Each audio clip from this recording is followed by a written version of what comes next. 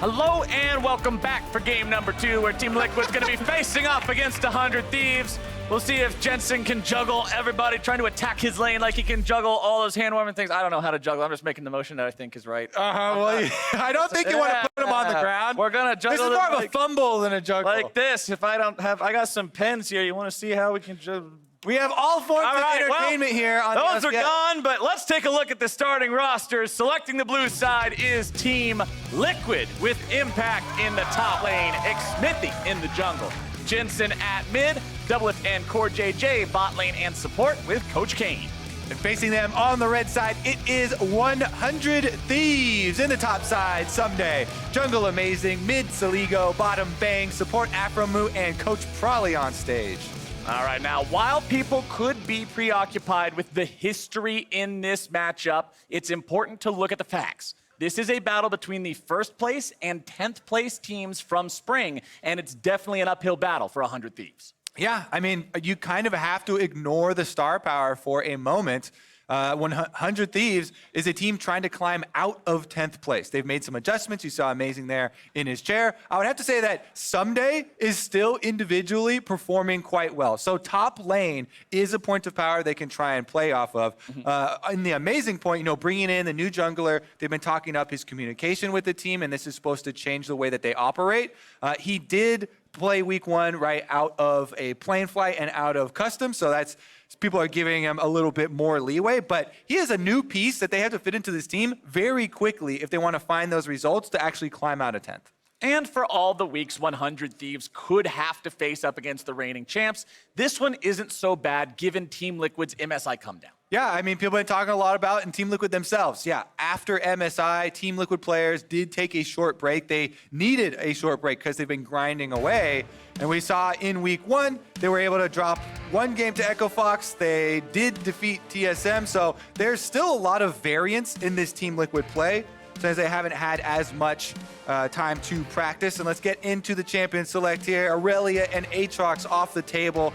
2 of those possible flex picks. We've seen a lot of Aatrox discussion around the changes to the ultimate, you know, the absurd healing that was added and the resets that you can get in those fights. The world ender really is that, and also a game ender for a lot of these guys. So he's gonna be on the ban table along with Yuumi. 2 things that always get banned away in every game of League of Legends we've been watching the past couple of weeks. Flex picks, the cat. Nobody wants that cat in the games. Yuumi has a lot of potential if played by an expert player. The ceiling for the champion is actually a basement because you can just attach to somebody and AFK, don't have to worry about it. But to truly play the champion correctly, there's a lot of little nuanced stuff, and it makes it pretty hard to deal with if she's able to do what she wants in the lanes and the team fights. Next ban is going to be Silas, keeping with those flex pick trends.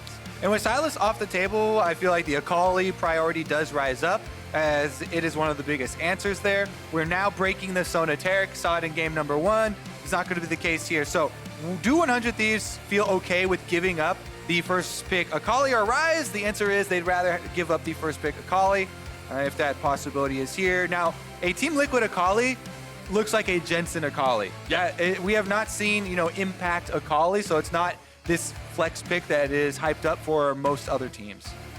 See what Team Liquid wants to go with here.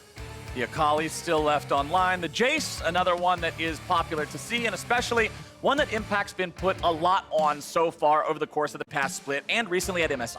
Yep, that's definitely a Impact pick, as we've seen very, very often for Team Liquid. They have him pushing in the side lanes, pushing down those towers. We have also seen him get solo killed, at least in spring, in multiple tank matchups. So it learn the ropes. It is a little bit, yeah, it is definitely a little bit of a worry. It's still possible that you can put that in mid lane, but it makes you very early game oriented. You have to do snowball, and a lot of mid laners not quite on the same level there. Ssumday and Amazing locking in the Sivir and Olaf for their team as well. I really like Sivir with Olaf. Provides Olaf a lot more threat towards the mid game in these team fights where you have an early power jungle start. Olaf extremely good early on at trying to bully the enemy champion and determine those routes. And then Sivir with the extra speed makes you threatening on the back line. And the response from Team Liquid will be the lovers duo locked in, the Xayah and Rakan. Last game we saw the Xayah picked up early, Rakan not picked up with her in that first half of the pick and ban phase. meant that Rakan got to be banned away. Liquid's not going to allow that to happen. They want the synergy this time around. Both locked in before the second round of the bans come through, and 100 Thieves are going for the Nautilus. Nautilus, definitely an underrated support right now, I feel like. Super strong tank, has guaranteed hard engage.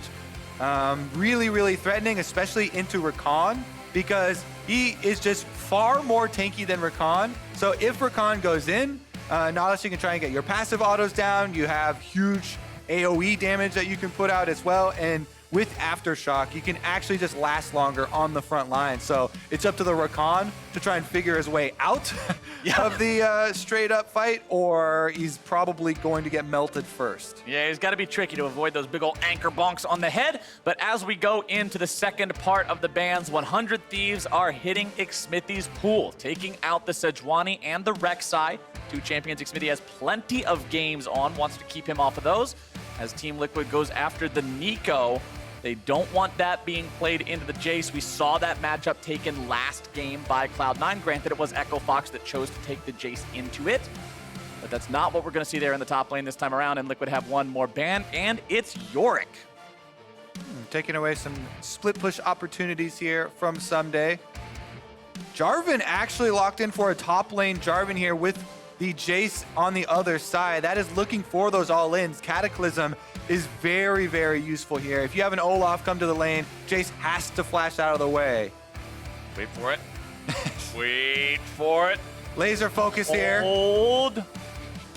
I mean, you talk a lot about the Rek'Sai and Sejuani as super high play rate champions here for Xmithie. Both the Skarner and the Trundle are other options for him. I have actually really liked the way that Xmithie plays the Trundle, making it much more effective in ganks than we've seen a lot of other players. He finds very good pathways to get in and just uses the frozen ground to have the extra move speed to charge the enemy lane opponent and try and force their flash with just the threat of moving up with the bite and the slow. And once they flash, then he finds really good pillar placement after the flash with your ranged pillar to try and still get the kill in one of those flash ganks. And what we know about Trundle is it's really easy to eat enemies' resistances, and that's especially effective against opponents who have large resistances at the start and then those fall off. Something like a Rammus in a defensive ball curl, Sejuani with their passive. You can take opponents really, really close to zero if you're managed to subjugate them before those resistances fall off. And considering with Olaf, the Ragnarok gives him bonus armor and magic resistance that he loses during the ultimate, if you subjugate him before the ulti, bye-bye extra stats, you still plummet down the same amount anyway. That's a very squishy Viking. Yep, he's a prime target for the ultimate. And it's actually much easier to pull off than something like playing the Trundle into the Sejuani matchup where you want to do it after the Sejuani engage and proc the Aftershock and before her passive falls off. So the timing is kind of hard there. With Olaf, as the Trundle, you just want to ult him as soon as you see him. Yep. Because he knows that now that this Trundle ultimate is on me, if at any time I do pop the Ragnarok, then I'll be very vulnerable, and he just gets melted down. That being said, the Aftershock target is still also there. You can cast it on the Nautilus. Nautilus is very similar in that way, where if Nautilus goes for the engage, autos anyone or whatever, and procs that Aftershock, still going to give you a lot of stats in those bottom side skirmishes. And as we see the Azir and Orianna locked in the mid lane, I think it's cool to point out, last week we saw Jensen play against Echo Fox's mid laner Yasui, who moved up from the Academy team, now playing on the main LCS stage. Now he's playing against yet another player who started off in Academy back in spring, has since moved up to the main roster, this time of 100 Thieves. We saw last week that a former Academy mid laner is capable of taking down Team Liquid. Could 100 Thieves be number 2? All right, Echo Fox have done it. They took down Team Liquid in week 1. Can 100 Thieves do it and start their turnaround here in week 2? It's Team Liquid, 100 Thieves. Oh, baby, here we go. The players are out of the starting platforms, out onto the Rift, looking over those keystones. Everything's pretty par for the course here. You've got Grasp on Jarvan in the top side to make sure he's able to sustain up a little bit better against the Jayce lane domination. Soligo taking a Summoner Spellbook mid lane on the Orianna to make sure he has more utility, more options with that. And unlike what we saw last game, with the Azir play that had the electrocute, mostly just for the burst, for extra trading potential in lane quickly. This is lethal tempo, which scales very scarily into the late game team fights. Yeah, and it is also super useful for the Azir versus Sivir teams like this, because you get into sketchy territory later in the game where the Sivir, starts to get 5 items and the big crits start coming through. But Sivir is fairly short range, and Azir with lethal tempo can really match that later game team fight threat. So definitely have some good answers here. Let's see, defensive wards come down from 100 Thieves in the river. Trying to see if there's any sort of action here on the side of Team Liquid. Team Liquid saving more of theirs, though. Nothing to write home about here before the minions collide this game. Nobody wants to try any fresh mozzarella or Swiss. No silly invades, no late attempts at a buff, and that means that Xmithie is able to grab his red rather easily. You're going to see Amazing starting off on his own Raptor camp. Olaf is one of those junglers, because he starts with the Hunter's Talisman, has very strong AoE, is able to rapidly clear the chicken camp without any real penalty in terms of his health. You can see he still has both potion charges, and he's healthily clearing this, no leash required. Yeah, and actually health, you actually want to even get lower, so you'll see him not use the potion charges on purpose so that you get more attack speed from your passive. He doesn't use the smite either, doesn't want to heal up. It's one of those things where you ride the knife's edge with Olaf early on. Walk the line. If someone surprises you and goes for the invade early on with something like an Elise or those types of champions, they can try and look for the kills on Olaf. Trundle's not really one of those surprise champions, though. Usually want something with an early dash. And then you see the more crafty level 1s come out and crafty early jungle pathing, where you try and track the Olaf and pull off one of those surprises, take advantage of that fact. Not going to be the case here, as it is a very standard just red side clear for Olaf. You can see Amazing just power cleared and then recalled. So you can get your boots. Usually we'll see this very often with Predator Olafs, but he's doing it even with just the Conqueror here. Extra boots just going to give you the early move speed, and since you would transition from one side of the jungle to the other anyway, you don't lose out on too much time, and you just come down now for the reverse clear. That does mean, though, that Xmithie has cleared all but one of his camps, since he didn't go for the early recall, and he is on the invade on the Olaf, actually popping the blast cone here back out rather than looking for any sort of early information, though. Didn't have any vision on Amazing, and we'll just take up the Scuttle Crab. Sometimes you just got to get in the enemy jungle, mess up their plants, make sure they don't have the opportunity to use those for anything sinister later, as Amazing is going to continue farming up there on that Olaf. Soligo on the back foot here against Jensen, but still farming up just fine. And something I want to point out that you can see happening on the mini-map right now, actually, is the Jayce. And this is something that I want all of the lane-winning top laners to do. Impact on Jayce pushed up the lane. Yes, Jayce is a lane bully, but then he can transition into the river. Jayce does have a knockback he can use on the Scuttle Grab to take off the resistances, and he takes the Scuttle for the team as well. So with Xmithie taking bottom Scuttle and Impact the top laner pushing in and then taking the top side, it gives so much security for Team Liquid early. You see Amazing sees that that one's gone, so his only option now is to gank mid, and Jensen is actually a good target. He's walking towards the brush. He eats the axe from Amazing. One more flies out, but it's not going to find the mark. Just a little bit of extra help there for Soligo. No wasted time for Amazing either, though, because as we said, both Scuttles are already taken, and he did the red side clear, so he was waiting for his Raptors to respawn.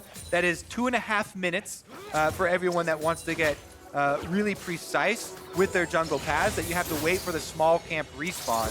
So he waits for the extra wave. Nice little wombo combo potential coming out from the side of Team Liquid here in that bottom lane. CoreJJ getting the knockup, providing the opportunity for some extra damage. Impact gets hit by a single axe, but that's it. Look at Xmithie. During that show from Olaf, he went to invade, places a control ward at the red, and some deeper vision here for Team Liquid. They're tracking Amazing. See if they have any sort of play, though, because he's still fairly healthy right now, clearing out the Krugs, and they've called Impact over for the invade. 100 Thieves should be aware of what's going on right now. I didn't see any pings on the map, but Xmithie hit the Scryer's Bloom as he went into the enemy jungle, which should have made it very apparent to 100 Thieves what Liquid was up to. That's a flash. But Amazing still has to blow his flash to get away. Flash down on the Olaf, that's very big.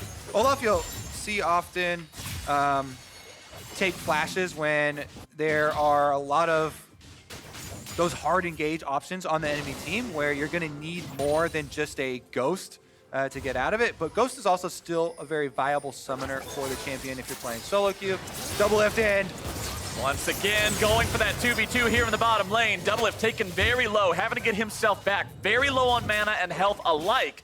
Means Team Liquid doesn't want to continue to fight any longer. All these mana bars are so close to zero. Aphromoo the only exception. Yeah, Aphromoo does go in. You can see, once again, Nautilus tankiness is on display in that trade. Good job by 100 Thieves focusing their damage onto Doublelift too with the Ignite, as well as Bang auto attacks from the Sivir. They get a big advantage in lane by focusing the enemy carry. And they're actually forcing Team Liquid, CoreJJ and Doublelift to hide in the brush, and they'll get the delayed recall. But the important part about that is it's one summoner for two. 100 Thieves only has flashes available. The other two combat summoners are down. Doublelift still with a heal in his back pocket. Means if TL get the opportunity to farm up these last little bit of creeps, get back, reset, shop up, they'll have an advantage until those summoner spells are back up to try to keep forcing these 2v2s. Plus, they've got a healthy CS lead for themselves. Doublelift, 10 CS up here onto Bang. And Bang gonna get back in time. Aphromoo should hold the wave for him. So let's see how much closer that gets. Xmithie going back into his jungle. His top side, it's a full-on 1v1 between these two. Impact disengaging, smacking Ssumday away with the hammer, and as Ssumday is now the one for lane priority, he's the one marching down into the river. Jarvan also having a knock-up to be able to deal with the Scuttle Crab armor if he wants to go after the crab himself, but instead he just wants to grab some honey fruit for a snack, head right back up into that top lane, secures a little bit of control over the top side jungle as well, popping the Scryer's Bloom as well as the enemy Blast Cone, so he can't be ganked from that path. Yeah, he actually leaves it there for his jungler to take. Nice guy, Ssumday. Gonna let Amazing get that Scuttle Crab. And then Blue is up for a possible invade, but it's an Infernal Drake on the bottom side. So in the mid stage of the game here, around the 8 minutes, you have to be very careful about where you commit your resources, because Infernal Drake is a fairly big scaling objective that will be available as a counter.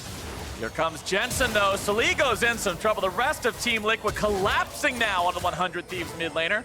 Amazing shows up. He's got level 6. Critically, Xmithie only level 5. Aphromoo now joining the fray as well. Xmithie forced to flash over the wall. All right, both junglers now flashless. Top side still going for another little fight here as Ssumday making good use of his grasp. You want to go for those periodic all-ins to be able to charge up and sustain with some extra long-term health. Controllers go down. He's trying to help out Amazing here. Level advantage means the smite should go over to Amazing.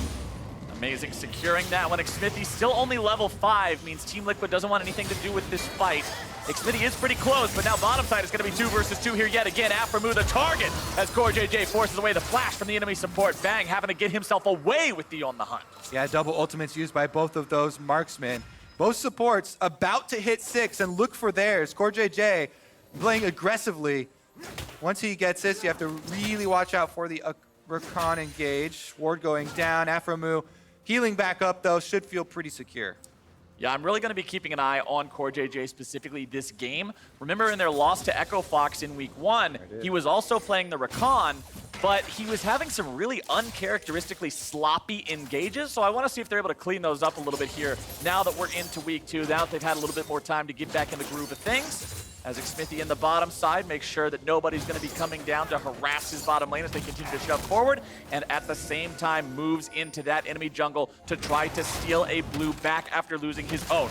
Critically, Trundle ultimate now available. Team Liquid moving up with 4. 100 Thieves looking to collapse. Xmithie wants to pass this off, manages to give it over to Jensen. Nice root comes down onto Aphromoo, but Team Liquid doesn't want to take this fight any further, not just yet. Jensen still not with a Shurima shuffle ready to go, means they don't look for the fight. That's a huge, huge advantage for Team Liquid, gained by their lanes pushing up. Bottom lane and mid lane both pushed up.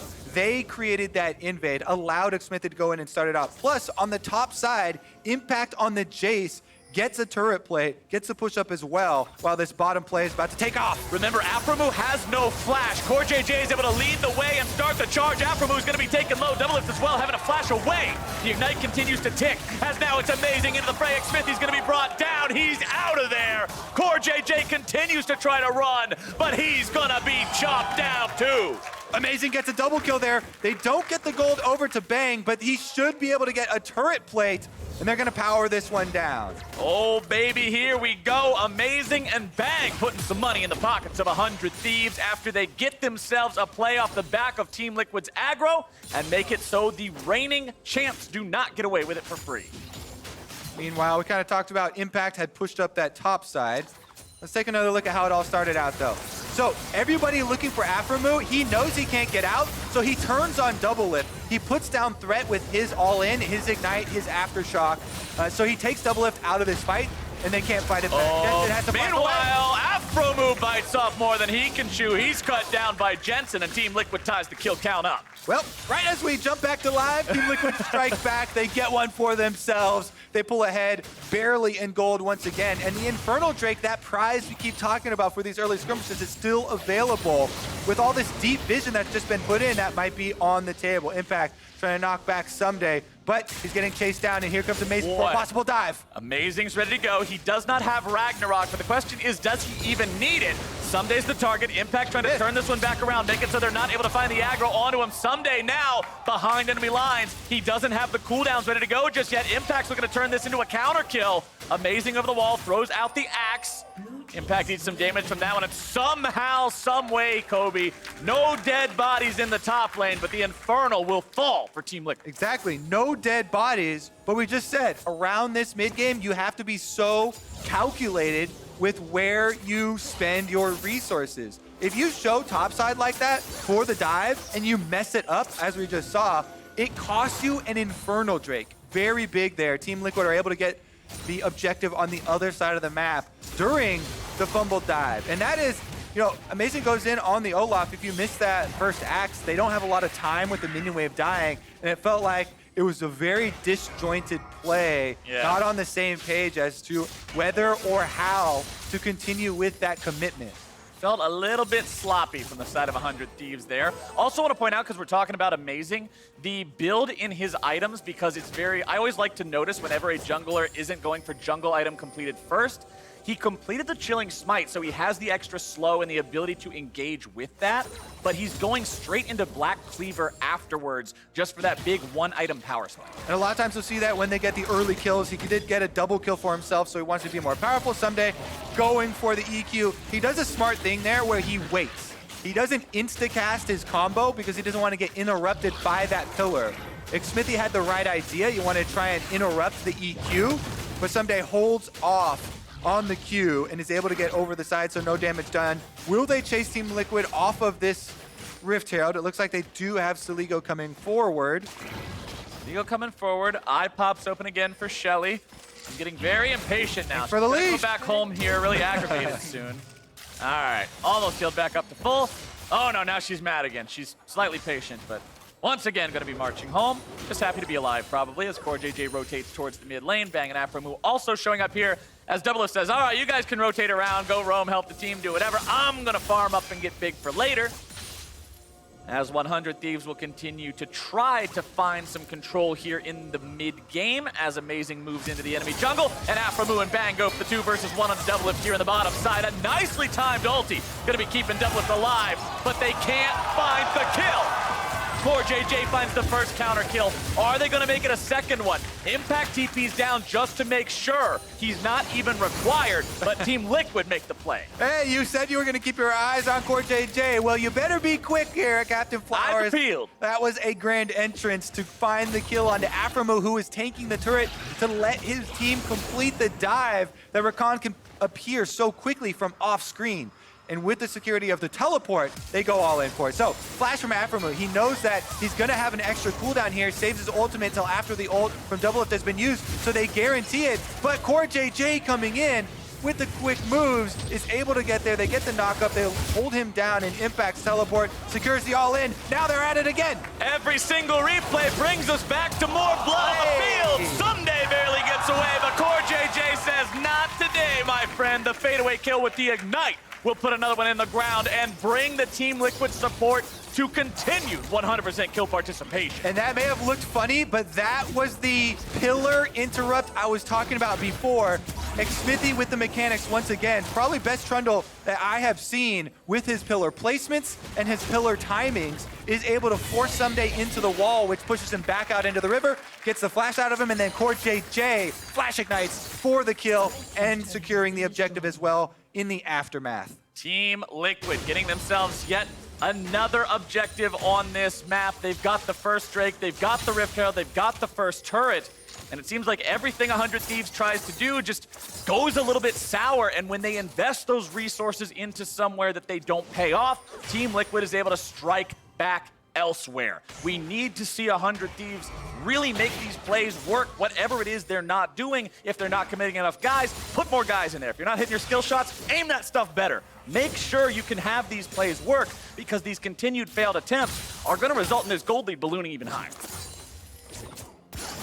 Doublelift and CoreJJ have now swapped into the top side along with Bang and Aphromoo. First turret fallen in the bottom lane means that's the name of the game now, as the top laners will continue their split push battle on the bottom half of the map. Shelly is in the hands of Xmithie. Means they can drop this anywhere they need to put it. Tier 1 still standing in the mid lane and top lane for 100 Thieves. No ability to get more turret plates off of the Shelly summon. Oftentimes you want to summon that before 14 minutes if you can, but there was no chance to do it this game. And we'll see if Amazing can make something happen here on the top side. Aphromoo will force out that ultimate from Doublelift. Yeah, they're definitely looking to take advantage. CoreJJ used both summoners in that last kill that he got onto Ssumday. However, Team Liquid playing it to the bottom half of the map because, once again, a dragon is on the table. Ocean Drake just spawns, and Team Liquid once again pick it up, while 100 Thieves try and make a play on the top side of the map. If Amazing is up there, that means it's very, very easy for Team Liquid to pick up the Ocean Drake. They get the regeneration, and critically, the biggest part about this play from Team Liquid, their top lane played the weak side of the map defensively. CoreJJ and Doublelift do not overextend there. They actually gave up a lot of turret damage. They do not show themselves, and so they don't fall victim to that weak side of the map where they know that 100 Thieves would be able to win that 3v2 skirmish. Team Liquid with the objective game on cruise control this time around, making sure they're getting those Drakes as they spawn. Aphromoo gets engaged on, the pillar comes down, and he's going right back into a watery grave. Xmithie grabs his first kill of the game. CoreJJ gets ignited, but it's not a kill yet again. 100 Thieves not having the damage to respond, and now it's 4 members strong from Team Liquid, knocking down the tier 1. Again, this is the coordination of the MSI finalists, Team Liquid on display. Once they're able to get that dragon off the bottom half of the map, they rotate everybody up to the top side. Then they can go aggressive. Really nice opener there from CoreJJ to set up Aphromoo for the all-in from Xmithie. Finds another pillar. They get the kill onto Nautilus, and that gets them the second outer turret. Soligo clears out a control ward and then immediately gets away from Jensen. Doesn't want to put himself in a bad spot to get caught out, but look at the inventories right now, Mr. Kobe, because I see control ward, control ward, control ward, control ward, control ward. Team Liquid, everybody is set up to continue to control this map. It's a minute and a half away before Baron spawns, and they have a team that can burst it down fast. And you want those control wards placed to protect your split pusher, Impact.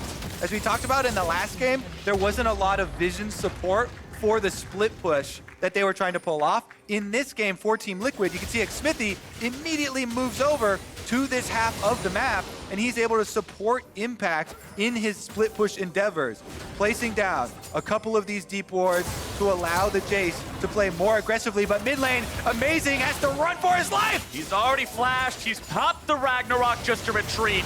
Impact coming in from the side, Bang's in some trouble, knocked back past the turret, means he has to flash out as well. That's 2 summoner spells expended by the side of 100 Thieves for 1 on the side of Team Liquid. Yeah, Impact getting real deep in there, wanted to take down Bang. They do trade summoners in the end, and we'll see if Impact is protected enough on the side lane by that vision that we highlighted for his flash to not go punished, because Bang's flash is the single most important flash on the side of 100 Thieves. Yes, sir. He's working towards his crit multipliers right now. Still needs a significant amount more money, though, as we're only cressing the 20-minute mark into the game. He has to be funneled more of these minion waves in order for 100 Thieves to get to the point where they can actually win those team fights. It relies so much on that Sivir AoE damage coming through with the crits. And you can see, although neither of these top laners has a kill so far, Impact almost 1,500 gold ahead of his opponent just through his CS and the fact that his team has better objective control in terms of turrets and plates early on.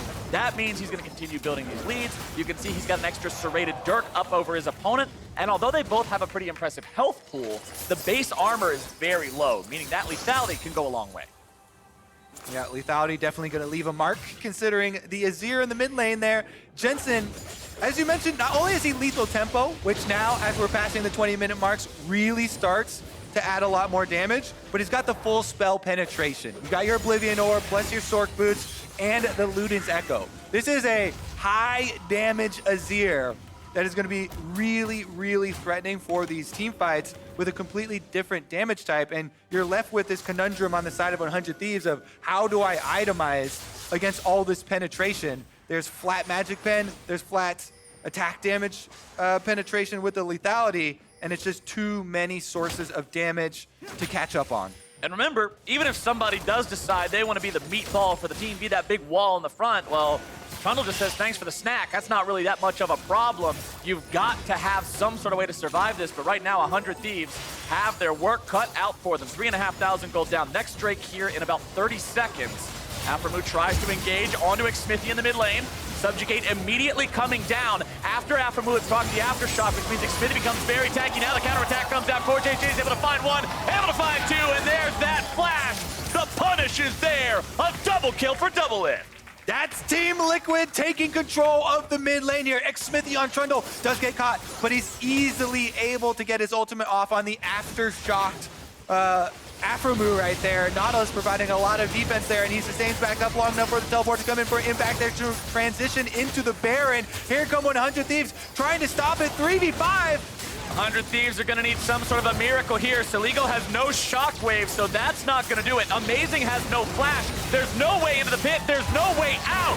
The damage comes through, and Team Liquid grab the objective and a free kill. Only way out is back to the fountain, and Jensen sends him there himself. Ocean Dragon is on the table, but it's going to be so difficult for 100 Thieves to even defend their base. Team Liquid not even going for a reset after this Baron. They immediately want gold in their pockets, taking down secondary turrets. Mid lane is gone. Top lane soon to follow as Impact is working the minions up. What was it? 2 minutes ago, I said, yeah, this is a hard game. 3,500 gold deficit for 100 Thieves. That 3,500 has quickly become 8,000, about to be almost 9, as Impact puts in the work on this top lane tier 2. Into the river. Teleport coming in. This is 100 Thieves' chance to try to make some sort of an attack, but Aphromoo has already missed the hook. Here comes Ssumday, able to find a knock-up 1 to 3, but it's not going to be enough. Jensen grabbing the kill onto the enemy support to start things off. Ssumday's trapped in his own Cataclysm. Impact brings down the hammer, and Team Liquid will destroy 100 Thieves. They're looking for more. Xmithie's on the inside route here. He's very low health, but he could try and do a long-range pillar. I think that last burst damage was enough to move him off. Team Liquid just going to go for the objective instead. They still have the Baron buff, so this top tower is melting. Ssumday's engage there looked pretty good, but the problem was they're too far behind, there's no follow-up, and Liquid just turns it around. And even though you're going over all these problems for 100 Thieves, I think that people will at least be happy to see them going for these plays, right? Yeah. They're still looking, even though they're so far behind, you have to create a play to get yourself out of this deficit. And Ssumday teleports behind the team. They were looking for the Jarvan combo and immediate shockwave, but the immediacy is not there. There's no immediate shockwave after the Jarvan engage, and 100 Thieves take a lot of big damage on the outskirts there, especially from the Azir and the Xayah. The tragedy in that fight for 100 Thieves is Ssumday being taken so low that he uses his Cataclysm to distance himself from most of Liquid and traps Amazing inside the rocks as he stasis. So Olaf has to sit there in the cage and just go, what do I do? Yeah. Really unfortunate turn of events there for the Thieves. 10,000 gold down now. Still having all inhibitor turrets intact. That's our silver lining. But Team Liquid is looking to turn that cloud much darker here in just a moment. All right, siege continues. Baron gonna continue for 50 more seconds. Team Liquid want to make that crack inside the base. Inhibitor turret has fallen. And the cannon minion surviving here means the mid lane still under threat as Impact fires away harassment on 2 members on the bottom side. The way that games can accelerate so quickly these days, if you give up a Baron in a game that felt kind of bad, it quickly turns into a Nexus exploding within the next 5 minutes. Team Liquid, only 25 minutes into this game, now have themselves poised to potentially thrash the entirety of the base of 100 Thieves. Impact will continue pressuring that bottom lane. It's a 1-3-1 split as Doublelift goes into the top side to shove up the wave. Jensen, CoreJJ, and Xmithie are plenty confident in their ability to disengage any sort of an effort from 100 Thieves. And now the 4-1 resumes with the 3 rotating up to join Doublelift and push down that tier 3. Yep, it looks like top side will be defended by 100 Thieves, so that means bottom side will be all Team Liquid. Impact and CoreJJ are enough to take that one down. CoreJJ goes in onto Ssumday, who's going to be eating some damage. Now Impact's in some trouble, having a flash out of the Cataclysm. Xmithie going forward, able to find a little bit of damage now onto Amazing. But it's 100 Thieves that again lose out in that trade, and that means they will lose out on their bottom lane inhibitor. And I think we're in for one more reset here for Team Liquid. Before they return to this base to finish the job. They've gotten so much money off of that Baron play. They took down both mid and bottom all the way through the 100 Thieves base. So they'll get the Ocean Dragon on the way out, reset to go spend all of that money. And you can see on the scoreboard how difficult it will be. These are bounties on every single Team Liquid member, every single member in this game. Far enough ahead of their opponents to earn a gold reward, and they will be coming full steam ahead for that Nexus. You're gonna have to work for that reward, though. These guys have already shown if you give them an inch, they will take a mile in these fights. 100 Thieves will need not only a good engage on their parts, but for Team Liquid to drop the ball, and specifically CoreJJ, who I said I was watching earlier, looks like the CoreJJ we normally see. It seems that Team Liquid has had some nice time to get practiced up a little bit, remove some of that rust that might have been on them from week number 1 like we saw in the game against Echo Fox, and they're looking pretty ferocious here today against 100 Thieves as they'll continue moving up through the enemy jungle, placing down their own control wards, clearing out that vision line, and making it so the Thieves are terrified to go anywhere away from the protection and shade of their own turrets. All right, Team Liquid are gonna move the super minions inside the base through mid lane here, and they're gonna go straight for the Nexus turrets. It's only Jensen topside where Aphromoo goes in. Jensen keeping himself in a good enough spot. Amazing chases after him with the ultimate on, but he doesn't have the damage to really do much of anything. With Xmithie joining up with Jensen, Amazing has nothing to do except retreat. Pillar comes out, but it's not able to get on the right side of Amazing, just barely missing out on that one.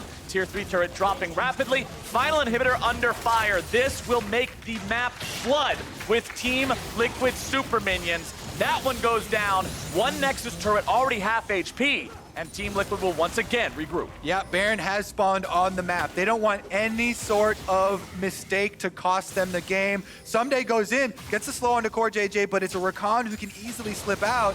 And if Team Liquid don't mess up here around the Baron, it leaves 100 Thieves with very few options.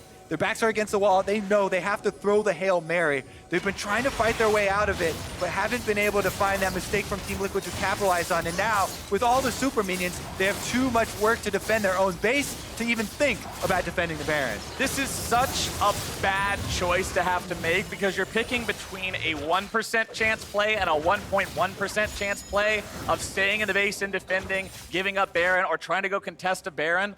Your ability to win this game is nigh completely out of your hands because of the lead built by Team Liquid. And at this point, you're just hoping that somehow, some way they have a race into your own fountain because shy of that, Kobe, I don't think there's any way for 100 Thieves to win a fight. The damage, the items, the coordination, it's all on the side of Liquid. And all they gotta do now is just play escort service. They're the tour guides for these super minions. And here you see the lovely ruins of that turret we knocked down 3 minutes ago. On your left, you will see the Brambleback. If you all stand up and look to your right, you will see some extra wards. This is the 100 Thieves base.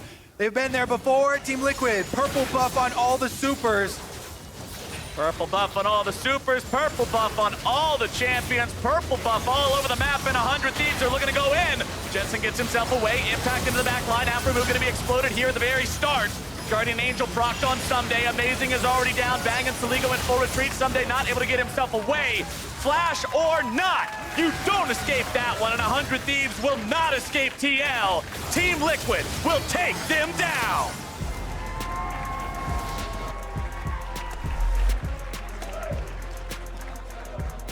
Another strong game here from Team Liquid, utilizing something we saw in spring, the Jayce split push there for Impact. A lot of power on the bottom side, and distraction opened up a room for Impact to get early turret plates, which definitely helped them all down along the line. Jensen was a beast on that Azir, huge damage threat through the mid game, with all of that AP kind of offsetting, all the armor that 100 Thieves had to build. The Azir damage was on display every time he encountered any of those members. Honestly, everybody from Team Liquid seemed to just outperform their counterparts this game. I liked the fact, as you already mentioned, that we saw 100 Thieves go for plays, try to do something proactive. That was one of my criticisms of them in week one. They seemed very passive, often at a point where they were wondering, what's the right move? What should we do here? If it wasn't successful enough, it looked like they weren't willing to commit to something. And although those plays might have failed this time, I'm glad to see them trying to set up dives, trying to set up plays to make, because that's at least how we're going to get somewhere for this team that has a long way to go. Meanwhile, Team Liquid getting another very convincing victory for themselves, and it seems like they're getting right back into the groove of things here pretty quickly. Week 2, looking strong. Well, that's what you like to see from one of the teams that is one of the best in the region, but for more on their most recent victory, let's send it back to the State Farm Analyst Desk. Thank you very much, Captain Flowers. Team Liquid, our defending champions, moved to 2-1, bouncing back from a loss to Echo Fox yesterday here with their win over 100 Thieves. But while Team Liquid, as a squad and an organization, kind of warms into this summer split, I actually want to table our discussions around them in this victory and instead discuss 100 Thieves. And I think this is a good opportunity for us to reset the expectations around 100 Thieves, because they came into the franchise era and immediately surprised everybody with a finals appearance up against TL in spring of 2018. And since then, it has been the story of struggles for the squad. But in large part, most people look at it still with a very cynical view that this team should be at that level that they once were. It's like you're not accepting the current reality because you're clinging on to the past. And I think Let me live my life. Yeah, it's like my glory days. But it kind of hurts your ability to appreciate or really properly accept what's happening right now. So like when I did the powering on the dive, I put them 6 because I'm like, this should be a great team. And even if these side grades are only side grades, the potential's so high, and if it works out, they do better. But if you take away all the nameplates, you take away everything, and you say the 10th place team from spring made side grades, where should they finish now? Why would they finish 6, Mark? Right. Like if I pose the question to myself that way, it's a very different situation, and then it kind of changes how you appreciate when they do find wins and things like that. It's hard to separate the history that the stars on this team have had. You've got Ssumday, Bang, Aphromoo, even Amazing. I think the individual talent is really what's making it hard for even me to accept why is 100 Thieves in this position. Right. But just like any good career, there's going to be ups and downs. There's ups and downs. You have world champion as well as multiple LCS champions on that roster. And yet, or rather, that's where the expectation comes from. Again, this idea that at peak performance, all of those guys should be capable of achieving X. But to your point, Mark, the reality is, and has been since spring of last year, yes, maybe the first couple weeks of summer 2018 were solid, but then they wavered and fell off. And now 10 months later, I think we have to accept that this is a 10th place team and start evaluating them with that in mind. And it puts a very different light onto the team and the progress they've made. Right, and I think it's important not just as the people in the LCS, but as fans and as people on the team, they are under the most hate of any team I've ever seen that is not contending for #1. They don't have another fan base going after them. It's not like TSM fails and all the TSM haters come out of the woodwork kind of thing.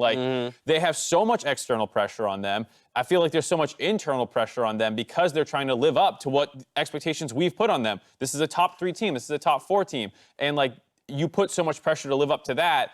That's what you tunnel on, as opposed to how do I get better today to become an 8th place team? Because you're so desperate to get back to 4, it's like, don't worry about that. You're not that. And, you know, fans having that same, like, appreciation of what the journey is for them, not just, why aren't they 4th? Like, how do we get to 8th or something? Yeah, and to get better, you do have to face reality. You have to address and understand what is currently going on, what is the problem. But I also want to reiterate that that doesn't mean that these players have fallen off the map and that they will never get back up there. I think that the players most certainly have the potential to be as great as they have always been. It's just going to take a long time. It's a grueling process. It's not going to be, oh, one game and they're back. There they are. The world champions. They're here again. It's going to take weeks after weeks of slow practice, of integrating with each other. And that's where I want to see us with 100 Thieves. They're in just as unfamiliar a situation as we are analyzing these players in this situation. It's a surprise to us that Aphromoo seems to be one of the, you know, weaker performing members on this team that had great expectations. But again, it's probably difficult for him to come up against that as well for himself and his own expectations. But with this new context around, hey, 10th place team from spring. As you mentioned, Mark, they've made some what we imagine to be side grades. Now let's look at their summer split with only that in mind, and here they are with a loss, yes, 0-3 now, but up against the defending champions in TL. How did you feel about this game? I felt better than I did about some of their other losses last week, where, like, you just watch them bleed out slowly, and it's almost this, like, oppressive, there's no way they're going to win feel. They got a double kill in the bot lane. They tried to push that further by looking for dives. They got turned around because CoreJJ is really good. Okay. They tried to dive top lane and kill Impact. Okay, he survived because he's really good. But we saw the elements of what a team would need to do in a win. Yeah, they got out executed, but it wasn't a mentality block like I was kind of seeing last split all the time. Even last week in some of their matches, we saw them being very proactive, but it wasn't a proactivity that lasted throughout the entire game. It was a few bursts here and there, like, oh, there they are trying to make a play, and okay, 50 minutes later, there they are trying to do it again. So they are coming up with some sparks. So it is exciting to see them at least have that. And it's just going to be a matter of, okay, do it again and again and again and keep doing it. Keep that entire mentality throughout the game, because it is a mental thing that we're looking at right now. Individually, we know these guys are talented. They just have to be a unit and be on the same page. So to color the expectation just one more time in finality, Mark, I'm coming back to you. You mentioned that on the dive, you threw them in that 6th place position in rankings,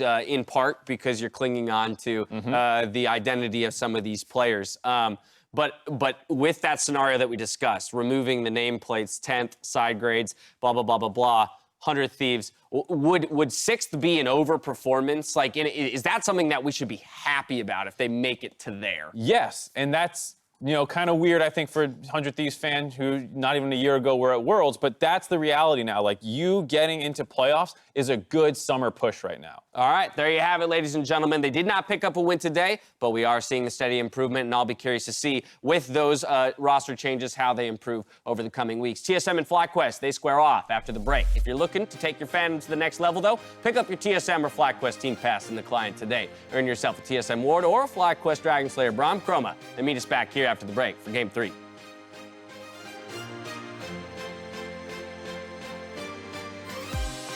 I can practice my Clown Fiesta skills. CoreJJ is able to lead the way and start the charge. Aphromoo is going to be taking low. Doublelift as well, having a flash away. The Ignite continues to tick, as now it's amazing into the fray. Xmithie is going to be brought down. He's out of there. Aphromoo and Bang go for the 2 versus 1 on Doublelift here in the bottom side. A nicely timed ulti. Going to be keeping Doublelift alive, but they can't find the kill. Every single replay brings us back to more blood on the field. Ssumday barely gets away, but CoreJJ says, not today, my friend. I'm TP, you can go. Just go. 11 flash. Here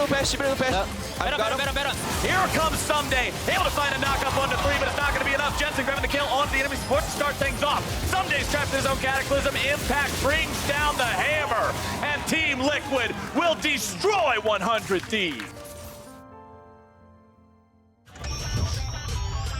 A great product can define the present, but it takes the unprecedented to define the future. To go beyond what's next and change the world of gaming.